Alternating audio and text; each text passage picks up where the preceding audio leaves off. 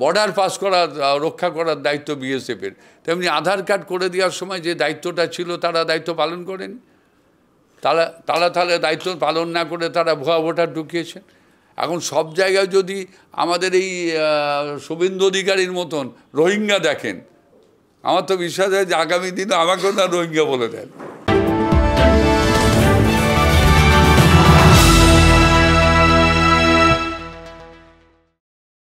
সামনে 2026 আর 2026 ভোট।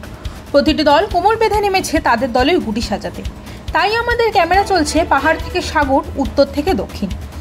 আজ আমরা চলে এসেছি নৈহাটিতে। আমরা কথা বলে নিয়েছি নৈহাটির পৌরপ্রধান অশোক চট্টোপাধ্যায়ের সাথে। আমরা তাকে প্রশ্ন করি, নৈহাটিতে আমরা দেখতে পাই এখন অনেক উন্নয়ন হয়েছে, আগের নৈহাটি এখনের নৈহাটি পুরোটাই আলাদা। 2026-এ তারা যদি আবারও বিজয় লাভ করেন তাহলে আমরা নৈহাটিতে আর কি অগ্রগতি দেখতে পাবো? সেই উত্তরে অশোকবাবু দাবি করে বললেন, দেখুন, উন্নয়নের তো শেষ নেই। নদীর এপার ভাঙে ওপার গড়ে। ঘটনা হচ্ছে, আমি 1 নম্বরের উন্নয়ন করে যখন 31 নম্বরে ঢুকবো, তারপরে 5 বছর পরে দেখবো আবার 1 নম্বরে সেই জায়গাটা ভেঙে গেছে। উন্নয়নের শেষ নেই। উন্নয়নটা চোখে দেখা যায়। আমাদের বিগত দিনে আমি আপনাকে বলি, 2009 সাল লোকসভা, 2010 সাল পৌরসভা, 2011 সালে বিধানসভা, এবং বিধানসভার হওয়ার পর আমাদের পার্থ ভৌমিক এই নৈহাটি বিধানসভা বিধায়ক হওয়ার পর আপনি কোনটা দেখতে পাচ্ছেন না? নৈহাটির আপনি জানেন 158 বছর বয়সে নৈহাটির এই যে পৌরসভায় বসে আপনি আমার বাইক নিচ্ছেন, এটা 158 বছর বয়স। এখানে হরপ্রসাদ শাস্ত্রী ছিলেন চেয়ারম্যান, এখানে বঙ্কিমচন্দ্র চট্টোপাধ্যায় চেয়ারম্যান ছিলেন, এখানে ক্যানিংহাম চেয়ারম্যান ছিলেন, এখানে জর্জ প্যাটারসন চেয়ারম্যান ছিলেন। এখানে সেই জায়গাটা বসে আপনি যেখানে 8 ফুটের রাস্তা ছিল সেখানে পার্থ ভৌমিক বিধায়ক হওয়ার পর 12 ফুট হয়েছে। যেখানে 12 ফুটের রাস্তা ছিল সেখানে 20 ফুট হয়েছে। আপনি নৈহাটি অরবিন্দ রোড দেখুন, অরবিন্দ রোডে একটা রিক্সা পাস করতে পারতো না।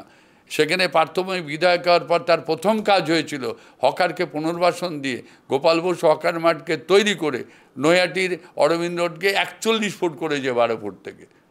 আন্ডারগ্রাউন্ড ইলেকট্রিসিটি ঢুকিয়ে নৈহাটির বড়মার ওখানে 24 ঘন্টা লাইটের ব্যবস্থা করেছে পার্থ ভৌমিক। উন্নয়ন যদি করা যায়, আর পৌরসভার সঙ্গে আর বিধায়কের যে সমন্বয় থাকে, যে উন্নয়ন করা যায়, সেটা নৈহাটি পৌরসভা তার দৃষ্টান্ত।